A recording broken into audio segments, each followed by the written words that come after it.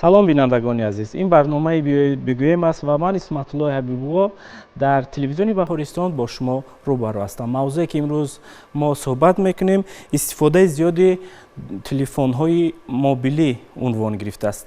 бо иродат ва садоқатмандӣ имрӯз моро дар студия ҳамроҳӣ мекунанд Раҷабалӣ Ҳақназаров, омӯзгори гимназияи рақами 4 шаҳри Душанбе, Саидҳомиди Саидмаҳмуд, корманди маркази эҷодии кӯдакон ва наврасони шаҳри Душанбе, ҳамзамон Давлатёр Азизода, равоншиноси маркази мазкур, ҳамзамон бо иродат ва садоқатмандӣ имрӯз моро дар студия ҳамроҳӣ мекунанд як зумра хонандагон аз гимназияи рақами 4 ва муассисаи таҳсилоти миёнаи умумии рақами 8 шаҳри Душанбе. Хушомадед. ба шумо маълум аст ки дар замони иттилоот ва асри навин бемайлон телефонҳои мобилӣ имрӯз истифода мешавад. мехостем акнун шумо суҳбатро аз ҳамин нуқта оғоз кунед ки истифодаи зиёди телефони мобилӣ моро ба куҷо бурда мерасонад. чӣ гуна ки лоиқи бузург мегӯяд, дар рӯи ҷаҳонемо надонем ҷаҳон чист, фарзанди замонемо надонем замон чист, то пир нагардем нафаҳмем ҷавонӣ, то хок нагардем надонем ки нишон чист. воқеан ҳам чӣ гуна ки устод қайд карданд, ҷаҳоне ки имрӯз мо зиндагӣ мекунем ҷаҳоне ҳаст ки мо бояд пурра дар бораи он маълумот дошта бошем ва ён ки чӣ гунагӣ шакл гирифтани ин ҷаҳонро мо хуб бидонем, бахусус дар раванди глобализатсия, раванди ҷаҳонишавӣ, раванде яки имрӯз инноватсия мавқеи аввалин дараҷа дар ин ҷомеа пайдо кардааст ва умуман на танҳо дар насли наврас, балки дар дилхоҳ қишри ҷомеа таъсиргузор шудааст ва аз дилхоҳ нигоҳ метавонад ки хоҳ таъсири манфӣ дошта бошад, хоҳ таъсири мусбат дошта бошад.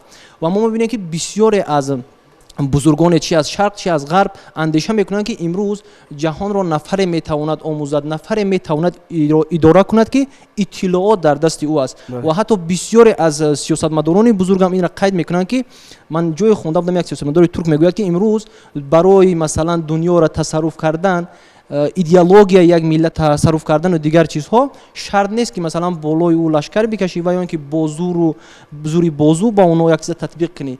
танҳо бо истифодаи дурусти ҳамин иттилоот, яъне раванди иттилооти як ҷомеаро идора кардан, мешавад ки он ҷомеаро тасарруф кард. бисёр мавзӯе аст ки масалан доғи рӯз аст, аз ҳама таъсири зиёдтар албатта ки ба насли наврас мерасонад. имрӯз сомонаҳои иҷтимоиро мо метавонем ба монанди як ханҷари тез тасаввур кунем. агар як инсон тавонад аз ӯ аз нигоҳи мусбӣ истифода кунад, пас метавонад ки ба манфиати худи ӯ бошад, роҳҳоро барои дурахшиши ӯ, барои пайдоиши роҳҳои нав, умуман тасаввуроти нав боз кунад. аммо агар ба зарар истифода кунад, пас метавонад ки бубинед ки агар ҳамун ханҷара ҳамон нодуруст истифода кунем, ҳатто метавонем ба худи худмон зарар бирасонем.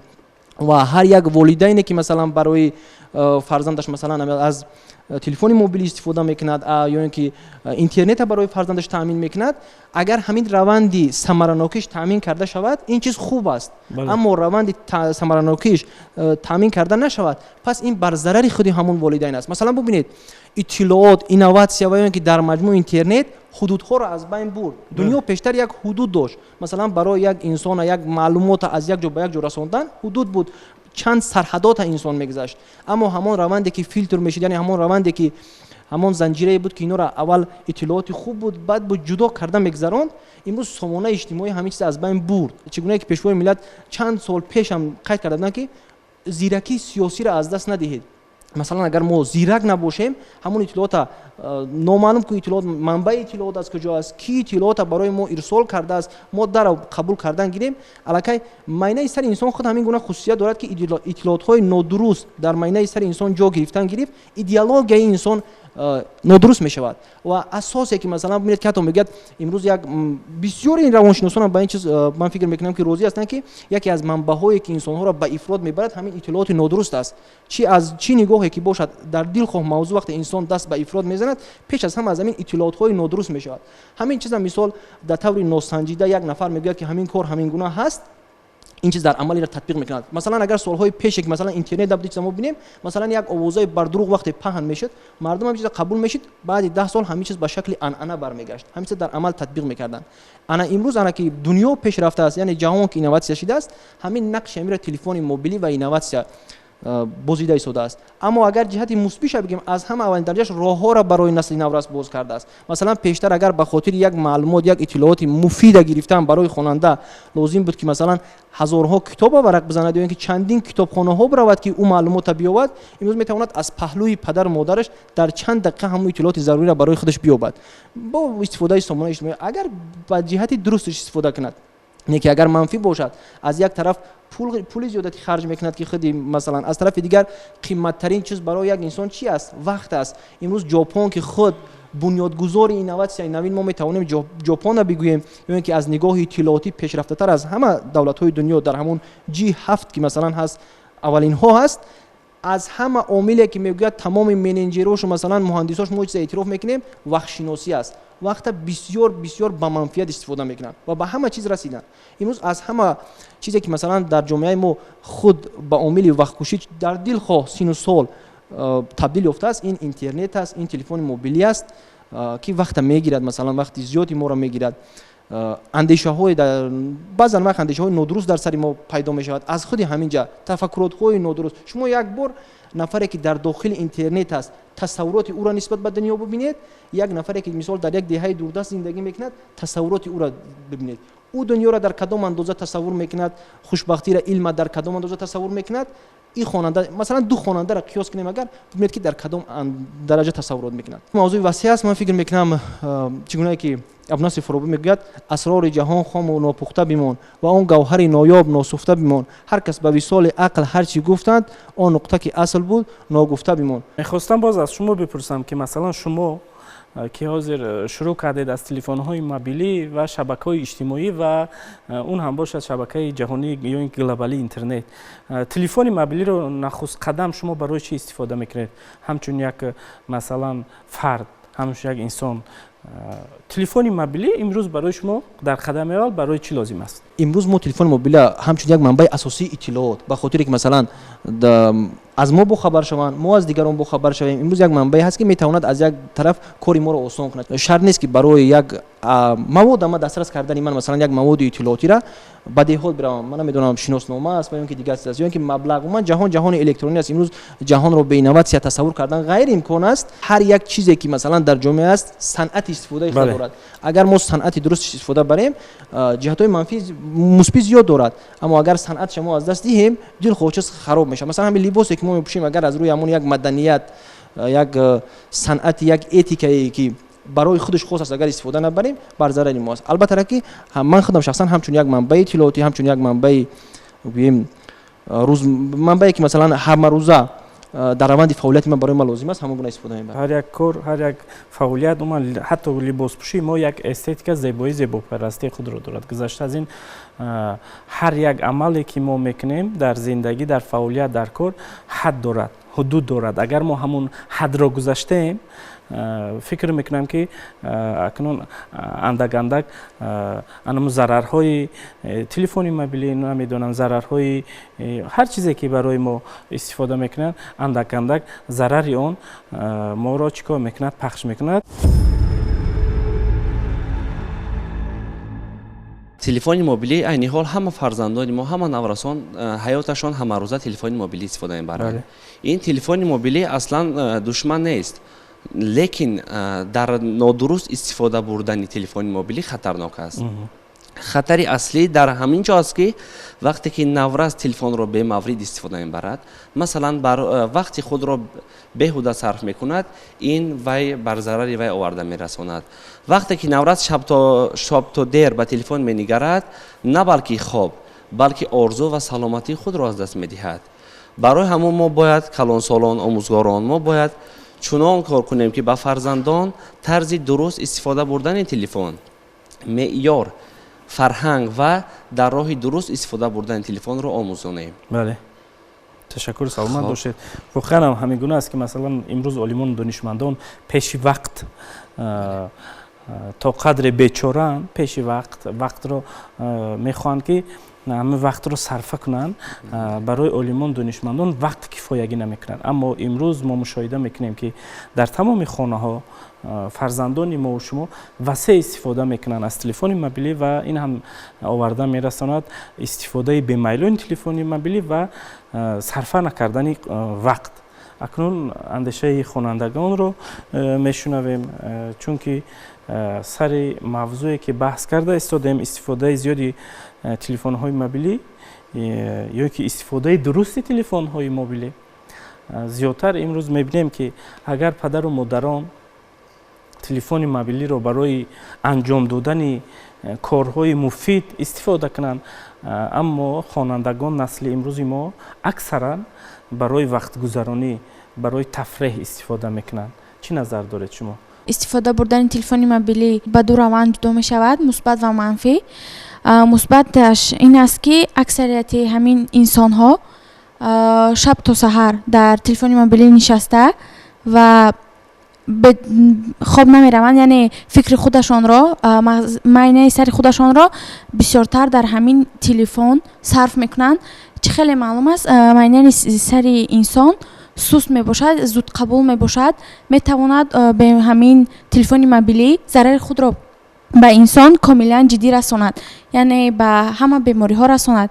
Ва мусбаташ ин аст ки ҳамин одамон метавонанд ба телефони мобилӣ ба тарафи ҳамин ба тариқи онлайнӣ, китобҳои онлайнӣ, марказҳои омӯзишӣ истифода баранд.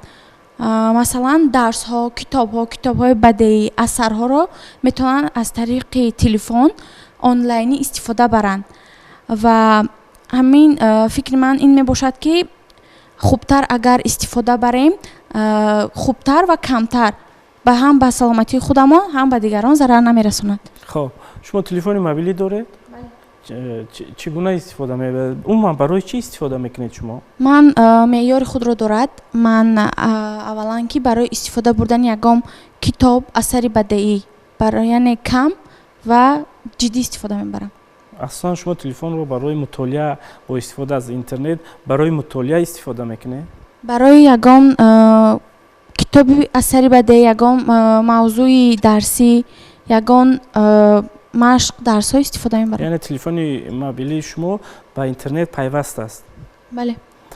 Муошират чӣ? Муошират намекунед шумо ба телефон? Муошират мо чӣ тавре маълум аст, ба мо яъне аз тарафи падару модар иҷоза дода нашудааст ки ҳамин программаҳоро истифода барем. Фақат ба тариқи онлайнӣ барои дониш, яъне барои мафкураи худамон аз интернет китобҳои бадеӣ, асарҳои бадеӣ истифода мебарем. Хуб, саломат бошед, ташаккур. Ин андешаи шумо буд. Мо инҷо навор дорем вобаста ба мавзӯи имрӯза. Бо ҳам таваҷҷӯҳ мекунем, баъдан гиреҳҳои мавзӯъро дар раванди барнома андак мекушем ва сари он баҳс мекунем. Марҳамат, таваҷҷӯҳ кунед. писараке бо номи Одил дар мактаб бо баҳои хубу аъло мехонад. ба ҳамаи саволҳо хуб ҷавоб медиҳад. баъд аз дарс ба хона омада, ба ғайр аз вазифаи хонагӣ боз дарсҳои иловагиашро тайёр мекунад. баъди дарсҳояшро тайёр кардан, ҷувздони варзишиашро гирифта ба машқи таеквондо меравад. ҳуҷраи Одил пур аз ифтихорномаҳову медалҳо аст. падару модар бошад бо фарзанди худ бисёр мефахранд ки чунин писари аълохон, босавод ва қаҳрамон доранд. онҳо ба хулосае омада дар рӯзи зодрӯзаш ба Одил як смартфон тӯҳфа карданд. зодрӯз муборак писарҷон. ана ин бошад тӯҳфаи идонаи ту. ташаккур. Одил смартфонро гирифта бисёр хурсанд мешавад. бале. аз байн рӯзҳо мегузарад. Одил бошад чашм аз смартфони худ намекунад.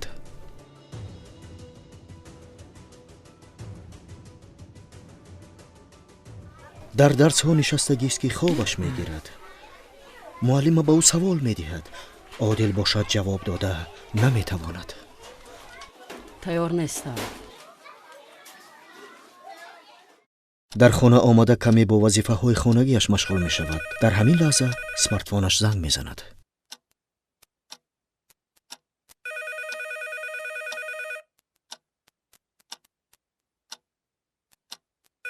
одил гӯширо бардошта бо кадом як ҳамсинфаш суҳбат мекунаду вазифаи хонагиро фаромӯш мекунад. ҳатто ба машқи тейквондо низ намеравад.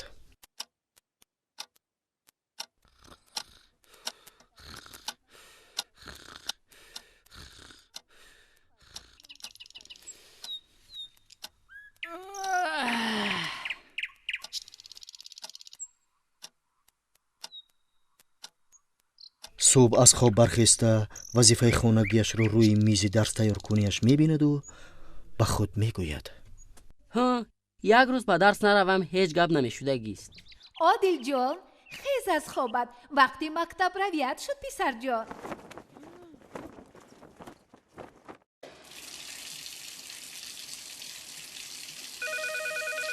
در درون حمام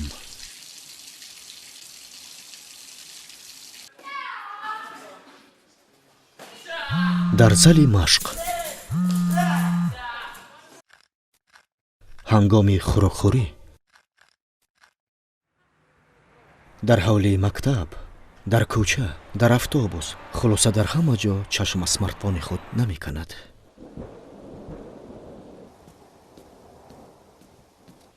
سلام پسر جان. و علیکم سلام پدر. وظیفه خانگیت را تیار کرده؟ حاضر کمی دیگر بازی کنم بعدا مشغولی وظیفه خانگی میشوم. بسیار خوب. امروز راهبر صنفت به من زنگ زد. از راستی چی گفت؟ گفت که وقتای آخر پسرتان هوس خواندن ندارد. در درس‌ها خوب فعالیت نمی کند. روز دراز کارش با تلفن بازی کردن است. پسر جان من این اسمارتفون را برای آن گرفتم که آموختن علم برایت افزون شود. مثلا چی طور؟ مثلا در تلفن خود تو میتوانی کتاب‌های درسی، لغت‌های زبان انگلیسی و روسی را جای کنی. آید به ترقیات تکنیکی زمانوی معلومات‌های نو داشته باشی. مشق‌های گوناگون تایکواندو را بیاموزی، مسابقه‌های جهانی را بینی. با ما دائم در تماس باشی تا اینکه ما خواطر نشویم پسرم. راست میگوید پدر. پسرم من خوبی تو را میخواهم. بازی کردن گیر. من زید نیستم. لیک در برابر این با درس و مشق خود فعال باش. خوب شده است پدر. ما همراه مادرت از تو بسیار امیدها داریم پسرم. من به شما وعده میدهم که از امروز درس‌های خود را سری وقت اجرا کنم. آفرین پسرم. انا اکنون از پی وظیفه خانگیت شو.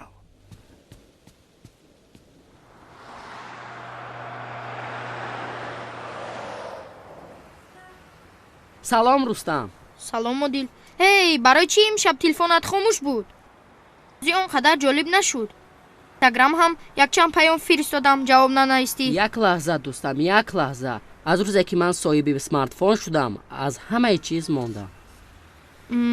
مثلا با درس ها خوب جواب نمیدهم. در وقت مشق کردن غالب میبرآمدم. حاضر باشد مغلوب میشوم. وقتی خوراکخوری اسمارتفون، وقتی در سیر کنی اسمارتفون، حتی در حمامم چشم از اسمارتفون خود نمیکندم. برای همین از امروز در تلفن خود کتاب‌های درسی خود را جا نموده از آنجا معلومات‌های زیادی درسی را پیدا میکنم. انا وقتی درس هم شد خیز رفتیم به درس دیر نکنیم.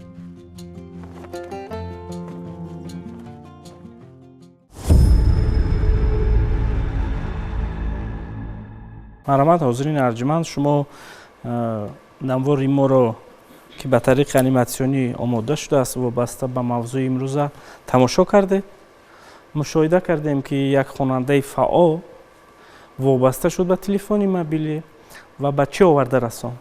میخواستیم اندیشه ها را شنیده باشیم. مرحمت، که اندیشه دارد؟ ما دیدیم طور خواننده فعال ки ба варзиш ҳам машғул буд. Вақти ба даст овардани яъне смартфон тарзи муошират, тарзи хонданаш яъне алиш мешавад ва аввалан дар ин ҷо ин вобастагӣ ба смартфон мебошад. Яъне чӣ қадаре ки смартфон яъне хубии худро надошта бошад, вақте ки одам дар он бисёр вақт мегузаронад ва ба он вобаста мебошад, тарзи муошираташ ба дигарон, тарзи вақтгузарониаш ва тарзи хонданаш низ метавонад алиш шавад. Яъне шаби дароз метавонад дар ҳамин смартфон бошад, метавонад ҳатто саломатиаш яъне ба таври безеб гардад ва вобастагӣ яъне кори безеб аст. Аммо вақте ки яъне реҷаи худро дошта бошад ва вақтгузаронии смартфонро яъне дониста бошад, ин яъне смартфон метавонад на он қадар яъне чизи безеб бошад, агар одам тавонад онро дуруст истифода барад. Ман чӣ тавре ки нишон додам. Ташаккур. Воқеан ҳам агар ки реҷа муайян бошад, реҷаи хоб муайян бошад, кӯдак, наврас, инсон вақте ки шаб дар вақти муайян шуда хоб мекунад, субҳ ба дарс ки рафт, гуфтаҳои омӯзгор ҷо мешавад. Агар ки хоб кунад ҷо мешавад, агар ки хоб накунад намефаҳмад. Бале. Ва шумо синфи чанд ҳозир? Ман синфи 10. Шумо синфи 10. Синфи чанд будед ки телефони мобилӣ гирифте? Аввалан бор ба ман синфи 6 падарам ба ман харид. Ман кӯдак будам, яъне мехостам ҳамин телефонро, чунки ҳамсинфонам доштанд. Кӯдак худаш низ мехостам ҳамин телефонро ба даст гирам ва падарам низ мегуфтам ва чӣ тавре ки аз синфи якум худро бо баҳои 5 мехондам ва ба варзиш машғул намешудам, вале кӯдаки бо тарбия будам ва падарам ба ман туҳфа карданд. Баъд аз он баҳо иваз шуд? Не, баҳо иваз нашуда буд, чунки ман аз хурдӣ яъне бо смартфонҳо яъне калон нашуда будам, яъне бо одамон, бо дӯстонам калон шуда будам ва одати бисёр шиштанро надошта будам дар телефон ва албатта низ падарам реҷаи рӯз ба ман монда буд, реҷаи вақтгузаронӣ дар ҳамон смартфон. Мехостем равоншинос инҷо суҳбат кунанд. Давлатдиёр Азизода. дар замони имрӯза истифодаи телефонҳои мобилӣ яке аз масъалаи ташвишовар дар байни волидон ва худи муаллимони ҳамон мактаб шудааст. Аслан бигирем, дар замони имрӯза истифодаи телефонҳои мобилӣ ва шабакаҳои иҷтимоӣ тавонистааст ки дар соҳаи илми техника як инқилоби шадидеро ба вуҷуд оварад. ин наворе ки айни ҳол ба мо нишон дода шуд, хеле муҳтавои хубе дошт ва пурмазмуне буд. наврасе ки тавонист ки дар як муддати кӯтоҳ ба муваффақиятҳои беназир ноил шавад. баъд аз харидани телефони мобиле ки аз ҷониби волидон ба ӯ ҳадия карда шуд, дар андак муддат вобастагӣ ба худи ҳамон телефон мобилӣ пайдо намуд ва зери таъсири ҳамин вобастагии телефон мобилӣ ӯ тавонист ки дар он дохили телефон мобилӣ якчанд иттилоотҳоеро ҷустуҷӯ намояд ки аз раванди таълим дур монад. ва ҳамин нуқтаро қайд мекунам ки дар вобастагӣ ки дар худи ҳамин наврас ба вуҷуд омад, тавонист ки дар худи телефони мобилӣ як раванди дигар ба монанди бозиҳои компютериро ба вуҷуд овард. Наврас яъне чанд муддат тавонист ки як раванди таълими хеле хуб дар мактаб бобоҳои хуб аъло мехонд, омӯзиши хеле хуб дошт. баъд аз чанд лаҳза ба як нафаре табдил ёфт ки ҳамчун нафари сӯсхон фаро гирифта шуд ва аз ҷониби равоншиносон яъне таҳлил менамоянд ки аз дидгоҳи равоншиносӣ таҳлил менамоем ки истифодаи бемавриди телефонҳои мобилӣ шахсро метавонад ба дараҷаи изтироб, ба дараҷаи стресс ва нишонаҳои депрессияро дар худи наврас ба вуҷуд оварад ва ҳамчунин метавонад таъсири муайян, яъне таъсири манфӣ ва таъсири мусбиро дар худи ҳамон ботини наврас ба вуҷуд оварад. Яъне истифодаи телефони мобилӣ агар амиқтар мушаххастар гӯем, метавонад аз якчанд омилҳо онро мавриди баррасӣ ва таълиқ қарор диҳем. Яъне наврасе ки якчанд طول چندین روز و همچون نورس اعلاخان همچون نورسی که خود مستقلانه از پای اجرای وظیفه‌های خانگیش شروع می‌نمود در اندک کوتاه‌ترین مدت توانست که و همچون نورسی کم‌فعالیت تبدیل یابد. یعنی از لحاظ علم روانشناسی یعنی تلفن موبیلی توانست یک وابستگی را در خود نورس با وجود آورد. اگر آهسته آهسته اگر این روند سرعت گیرد میتواند که کودک را با حالت دپرسیا آهسته آهسته با وابستگی و آهسته آهسته با خود همان یک روان یک حالت گرفتار سازد که از تعلیم دور ماند و از همه مقصد پدر و مادران خواهش کرده میشد دعوت به عمل آورده میشود که در تعلیم تربیت نسل نورس خود سهمگذار باشند. سه نهاد اساسی می باشد که در تعلیم تربیت فرزند نقشی مؤثر می‌بازند. این مکتب اولا اویلا، دومین باشد مکتب، سومین جامعه باشد. یعنی اگر روند تعلیم تربیت در اویلا خیلی خوب ثمرناک صورت گیرد، مکتب میتواند این روند رو جانو نماید. سلامت باشید. ما میتونیم که مثلا استفاده درست تلفن موبیلی رو تربیت گوییم، یا که نوع تربیت گفته میتونیم به تربیت داخل میشود استفاده کردن تلفن. واقعا استاد چگونه که در نوار دیدیم همین چیزا اساسی ببینید که در اساس در اینجا چی نقش بازی تربیت مثلا چگونه تربیت نقش بازی. ببینید وقتی که والدین ما امروز با فرزند تلفن میگیرن اکثریت اونها به اهمیتی میکنن نسبت همین چیز دیگر طرز استفاده بودن، یعنی که تربیت یک طرف میمونن.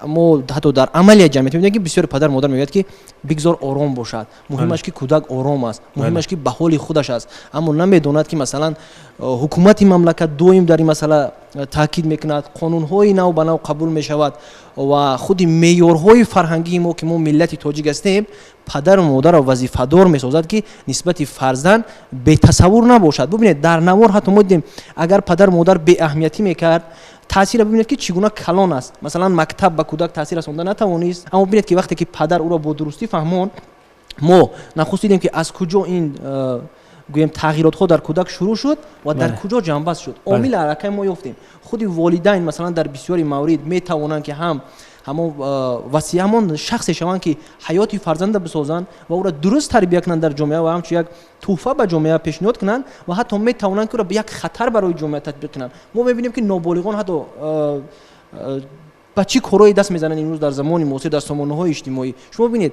وقتی تاثیر والدین تو این درجه کلان است خوب است، من فکر میکنم بی اهمیتی نکنن. این هم از نگاه فرهنگی، هم از نگاه اخلاقی، هم از نگاه ملی به ملت ما خاص است که ملت ما باید فرزند اولین درجه ماند. از نگاه مثلا رکن فرهنگی خود ما میبینیم مثلا اگر ما قابوس نامه را خوانده باشیم ببینید که چگونه بزرگان ما در تربیت فرزند بر پدر و مادر وصیت کردن، گفتن اگر بعد این ملت ما خطا کند ما واقعا هم در این حالت همون نفری که خطا میکند میتوانیم بگیم که نادان است. زیرا ببینید که تلفن و اینکه معلومات هایی که در اینترنت هست اینها ساخته نو هستند و اکثریت از سوی مملکت های غرب دیگر مملکت ها ساخته شدن، یعنی در اساس رکن فرهنگی ما نیست. نه که ببینید اون چیزایی که بزرگان ما نوشتن از خون ما هستن، از اولاد ما هستن، مثلا اونا برای ما فکر میکنم فهماتر هستن، با زبان مادری ما هستن پیش از همه.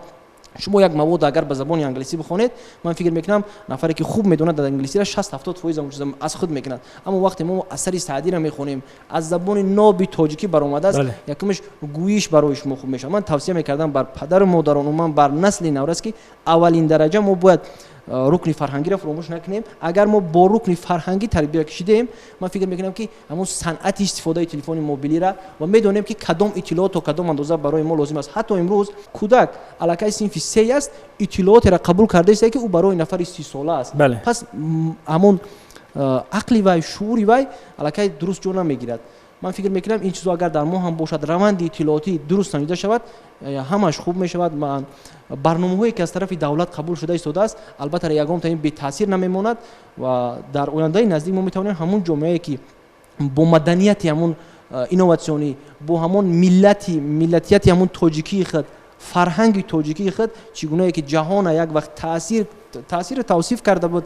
حتی امروز در نزد سازمان ملل متحد در اروپا و مکدونیا که قلب اروپا است، مجسمه مولانا است، سعدی است، سخن سعدی است. من فکر میکنم که اگر ما این درست استفاده کنیم، شما ببینید که سعدی، حافظ، مولانا با همان امکانیت های محدود اطلاعات تاجیکی روایان که همون فرهنگ تاجیک تا اروپا بردن، اگر ما در عصر 21 نتوانیم با این قدر امکاناتی که دولت به ما داده است، کرده بگیم فراهم آورده است، نتوانیم، ما واقعا تنبل هستیم. تنبلی خود باید اعتراف کنیم و کوشش کنیم که انا همون نسل باشیم که میگه در جهان داننده علم سینا منم، پاسدار روح مولانا منم. مثلا ما باید وقتی خویم که اگر دنیا ما را اعتراف کند، جهان ما را اعتراف کند که ما واقعا وارث اینا هستیم، انا مرحمت سامانه اجتماعی امروز انا همون جای مبارزه است. انا نشون بده که تو واقعا هم تاجیک هستی، واقعا هم یک ملت فرهنگی هستی و شما همگی پیام های پیشوای ملت گوش کنید، سخنان های پیشوای ملت گوش کنید، دویم به این چیز ما را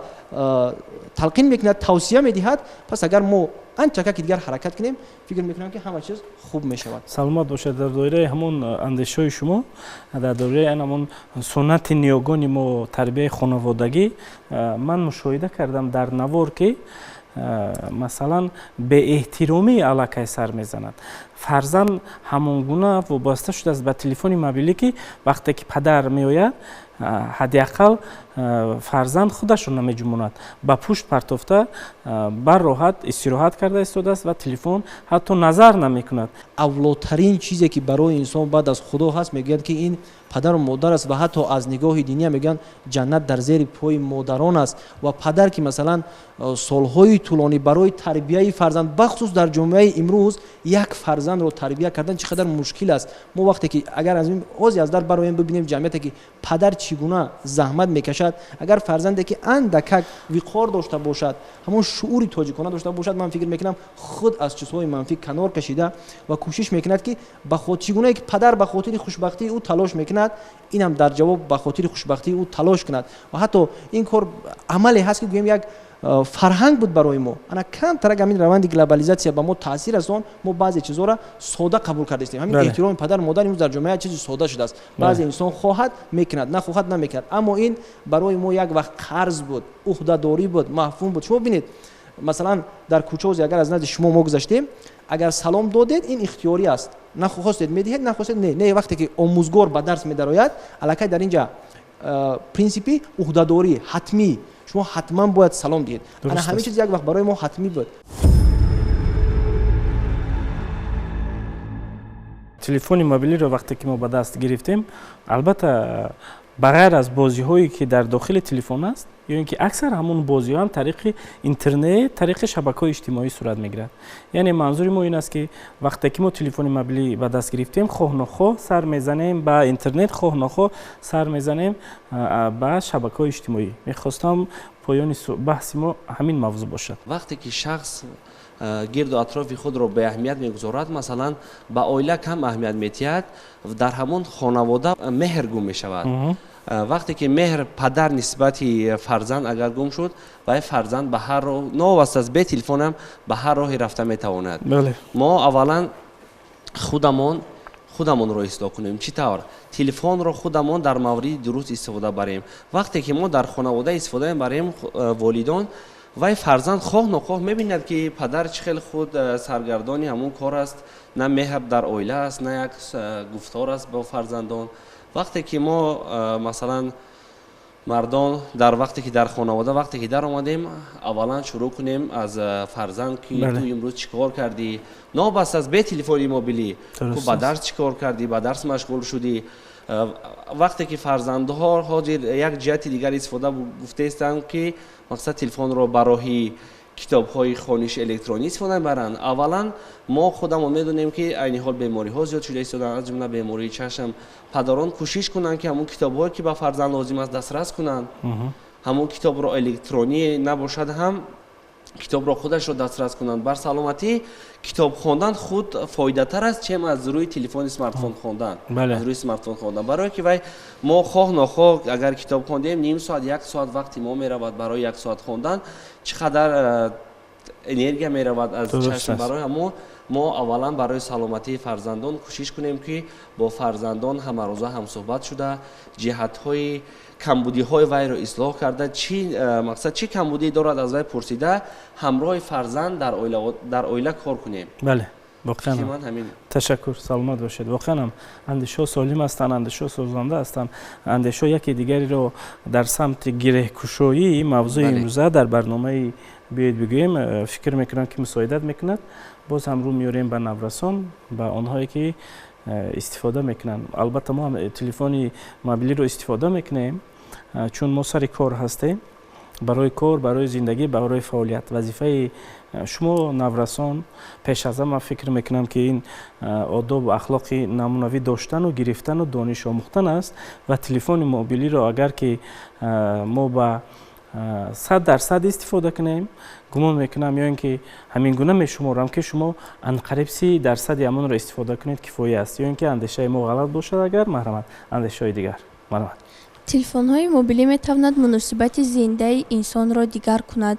вақте ки ҷавонон бисёр телефонро бисёр истифода мебаранд, зирени чашми онҳо дигар мешавад ва майнаи сари онҳо суст ҳаракат мекунад ва майнаи сарашон суст ҳаракат мекунад ва ҳоло наврасон вақти қимати худро беҳуда сарф мекунад. мо бояд ба китобхонӣ машғул шавем ва телефон бисёр истифода набарем. бисёр одамон шаб то дер дар телефон мешинанд ва хоби худро вайрон мекунанд. аз ҳамин сабаб саҳар хаста мехезанду ба дарс ё ба кор дили ҳавас надоранд. ҳамсолони мо ба ҷои китоб хондан ё бозӣ кардан ба телефон машғул мешавад. аз тарафи дигар телефон одамро аз одам дур мекунад ва оҳиста оҳиста инсон танҳо мемонад. аз ҳамин сабаб бояд телефонро бо меъёр истифода бурд, ҳарчанд камтар беҳтар, ҳам барои саломатӣ ва ҳам барои зиндагӣ. ташаккур. шабакаҳои иҷтимоӣ дар худ видеороликҳои хурд доранд ки ба мағзи сари инсон ҳар чӣ қадаре ки зиёдтар тамошо мекунем таъсирҳои худро мерасонанд. масалан ҳангоме ки ҳамон видеороликҳои хурдро мо тамошо мекунем, майнаи сар ҳар чӣ қадар ки ҳамон маълумот кӯтоҳтар бошад ё иттилоот кӯтоҳтар бошад, ҳамон қадар онро хубтар қабул менамояд ва дигар ба чизҳои дарозтар, масалан ба матнҳои дароз дигар наметавонем аҳамияти ҷиддӣ диҳем ва онҳоро ҳифз намоем. ва худ ҳамин истифодабарӣ ё тамошо намудани ҳамин гуна шабакаҳои иҷтимоӣ, видеороликҳои хурд метавонад таъсири манфӣ расонад барои ҳифз кардан ва аз ҳамин сабаб бисёри наврасон ҳозир мушоҳида менамоем ки фаромӯшхотир шуданд ва наметавонанд ки фикри худро хуб баён намоянд нисбат ба ягон мавзӯъ ё масъалаҳои муҳими дигар. худ хулосабарорӣ дар бораи телефонҳои мобилӣ он қадар кори мушкил нест, яъне ҳар як кас метавонад аз наворҳои рӯзмарра, аз ҳамин воситаҳои шабакаҳои иҷтимоӣ метавонад дар бораи телефонҳои мобилӣ маълумот гирад ва метавонад бинад ки чӣ гуна зарар дорад телефонҳои мобилӣ, аммо хулосабарори дигар чиз ва тарзи истифодабарии он дигар чиз ва ҳар як шахс бояд меъёри истифодабарии онро дошта бошад. хеле як навори тарбиявӣ буд, як навори хуб ки метавонад ҳар як шахси тамошокунанда он аз навор хулосабарорӣ намояд ва гуфтаниам ки ҳангоми истифодабарии ҳамон смартфон писаре ки дар навор буд хеле бепарвоӣ менамояд ва тасаввур мекунад ки бо телефони ҳангоме ки телефони мобилиро ба даст овард, яъне тамоми чиз дар дасти вай аст, яъне дигар ҳамон телефони мобилиро рӯзмарра истифода мебарад ва аз ҳамин сабаб меъёри худро нигоҳ намедорад ва нисбат ба дарсҳо, ба машқи худ беаҳамиятӣ зоҳир менамояд. мешавад ки телефон истифода накард дар замони имрӯз? дар замони имрӯз ба фикрам истифода набурдани телефони мобилӣ хеле мушкил мебошад, ҳатто барои наврасон низ, яъне истифода бурдан худ як маданият як фарҳанги худро дорад, яъне бояд тавре истифода барем ки ба мо фоидаи худро расонад. ҳар як нафар мехоҳад ки фоида бинад, намехоҳад ки аз ҳамон ашё ё аз ҳамон чизе ки истифода мебарад зарар бинад. ташаккур. мехостем боз ҳам равоншиноси муҳтарам гуфта бошанд ки истифодаи телефони мобилӣ вобаста ба сину сол ҳамин гуна як реҷаи муайян пешбинӣ шудааст. илми равоншиносӣ чӣ мегӯяд? масалан барои кӯдаке ки мушоҳида мекунем, барои кӯдакони 2 солаву 3 солаву 4 сола навор тамошо мекунанд, аз телефон истифода мебаранд, чуноне ки омӯзгори муҳтарам инҷо зикр карданд ки аксарияти падару модарон телефонро метиҳанд ки фарзандам гирья накунад, овозаш набарояд, ором шинад шуд. ҳар як омил таъсири манфӣ ва мусбати худро дорад. аз тарафи дигар гирем телефонҳои мобилӣ ва истифодаи он ва истифодаи ба мавриди шабакаҳои иҷтимоӣ, истифодаи самарабахши шабакаҳои иҷтимоӣ аз нигоҳи психологӣ, яъне тарафи мусбаташ гирем, шахсро метавонад ки муоширати инсонҳоро, муоширати наврасро бо наздикон, бо ёру дӯстон, бо аҳлу пайвандон, бо падару модар, волидон наздик намояд. аз тарафи дигар бигем, падару модар маълум менамоянд ки фарзанди онҳо дар кадом муассисат таҳсил менамоянд, аз аҳволи онҳо бахабар мебошанд. аз тарафи агар манфӣ он гирем, метавонад ки таъсири манфии телефони мобилӣ ва истифодаи нодурусти, яъне бемавриди шабакаҳои иҷтимоӣ метавонад ба ҳолати рӯҳӣ равонии наврас таъсири амиқу созгор расонад. яъне аз якчанд омил иборат мебошад. таъсири манфии он аз чунин омилҳо иборат мебошанд. наврасо метавонад ки наврасе ки хеле ҳоз мо дар навор ки дар боло ба мо нишон доданд тамошо намудем, наврас ки фаъол буд, ба дарсҳо ҳама вақт ҳозирҷавоб буд, дар якчанд олимпиада озмунҳо иштирок мекард, ҷойи намоён ишғол мекард. баъдтар бо харидани телефони мобилӣ аз ҷониби падар тавонид ки ҳамчун як навраси пассив, яъне вонамуд шавад ва таъсири манфӣ метавонад ба худи ҳамин наврас, яъне кори қобилияти фикри худи наврасро метавонад суст гардонад. خب مستقلانه اجرا نمودن اون عمل حرکت‌هایی که از جانب نورس در روند تعلیم اجرا می‌نماید آن را هم می‌تواند از بین ببرد. قرار خلاصه‌ای که از جانب خود نورس نسبت به روند تعلیم برآورده می‌شود می‌تواند که همین روند رو در تینت یعنی باطن خود نورس کاسته گرداند. از طرف دیگر گیریم از دیدگاه علم روانشناسی تاثیر منفی بیشتر این همین نادرست استفاده تلفن موبیلی و نادرست استفاده بودن شبکه‌های اجتماعی می‌تواند به شخص درجه استراب، درجه استرس رو بالا نموده، نشانه‌های دپرسیا رو افزایش داده، می‌تواند خود نورس رو با حالت بی‌خوابی، با حالت پریشان خاطری، با حالت پریشان دقتی و تا به درجه می‌تواند به یک حالت وابستگی معین عمیق رساند و از حد نهایی اگر گذرد می‌تواند به یک بازی‌های کامپیوتری که از خود نورس که در داخل آنها در داخل بازی کامپیوتری ساعت‌های زیاد می‌شیند، وقتی زیادی خود با آن یعنی وابسته می‌گرداند. از لحاظ دیگر بگیریم استفاده با مورد خود تلفن‌های موبیلی و شبکه‌های اجتماعی اگر امکانه بود از جانب والدان زیر نظارت جدی قرار داده شود، یعنی مسئولیت بلند از جانب والدان بلند برداشته شود. توجه میکنیم به نوار نوبتی که یک نوع خلاصه کننده موضوع امروز است. مرحمت.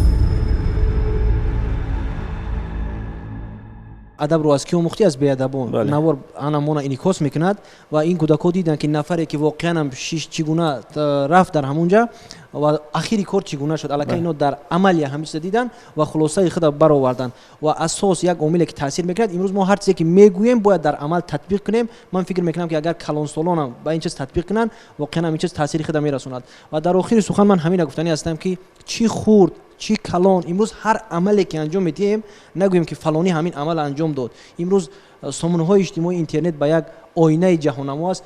بدانیم که زحمت چند هزار ساله یک ملت ما انعکاس میکنیم و هر کسی که به احترامی میکند نسبت این فرهنگ، نسبت این تمدنی که این بزرگان چقدر نفر از دست دادن، عمر خدا فدای ایجاد کردن، فدای گفتن، فدای به جهان اثبات کردن اگر ما به احترام میکنیم حتما زندگی خود ما را یکمش جزا میدهد و ما از خود زندگیمون ضربه را میخوریم. دویمش به قدری خود ما پسان چگونه که در نوار است یک روز مردم هم از ما دل مونده میشه، دیگر کسی به ما توجه نمیکند. هر یک چیز معیار خود را دارد. از معیار زیاد استفاده بردن همه چیز این بر ضرر سلامتی انسان هست. نابسته از تلفن دیدیم که در نوار دیدیم که زیاد استفاده بردن این تلفن این به سلامتی ما خیلی ضرر جدی میرساند.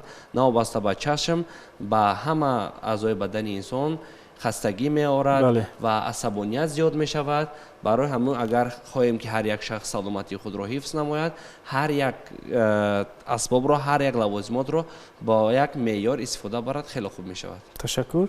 وقتی فرزند می بیند والدین چه خیلی استفاده می برد و همین خیلی عبرت می گیرد. اولا که پدر و مادر خودشون باید با فرزند فهمونند که رجای همین استفاده بردن تلفن موبیلی چی طور باشد. یعنی چی طور من در همین نوار دیدم عبرت از کلان سالان از کلان همین کلان سر می شود.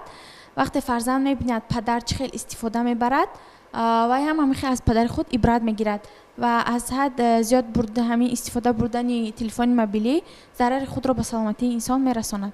بله، تشکر زیاد. واقعا همین گونه است که کودکان نورسان گفتیم که تقلیدکار هستند، محیط را دیده عمل میکنن، از محیط استفاده میبرن، از وقت استفاده میکنن. وقتی که کلانترهای ما که استفاده کردن ضرور شماریدن، حتما که کودکان نورسان از آن استفاده میکنن. تشکر برای ابراز نظر و بینندگان عزیز. در برنامه امروزه ما صحبت کردیم وابسته به استفاده درست تلفن های موبیلی. در برنامه حاضرین با اندیشه های سالم و سازنده شون بحث کردن سر موضوع مذکور، سر تعلیم، سر تربیت، سر منفعت های ملی، ارزش های ملی، فرهنگ استفاده تلفن موبیلی در زمان امروز. بار دیگر خوش آمدید. تشکر که آمدید. سر این موضوع صحبت کردیم. چنانه که گفتیم اگر که کلان سالها همون قدر که زیاد فهمانند فرهنگ استفاده را نسل امروز ما استفاده میکنن یا که رعایت میکنن با مقصد رعایت کردن، با مقصد اونه که فرهنگ درستی استفاده بردن تلفن موبیلی را امروز در جامعه باز هم ما بیاموزیم. برنامه امروزه را منظور کردیم به بیننده عزیز و بینندگان عزیز. صحبت، بحث، عموما تحلیل از جانب ما صورت گرفت. قضاوت از جانب شماست. خیر تا نزدیکترین دیدار سعادتمند باشید.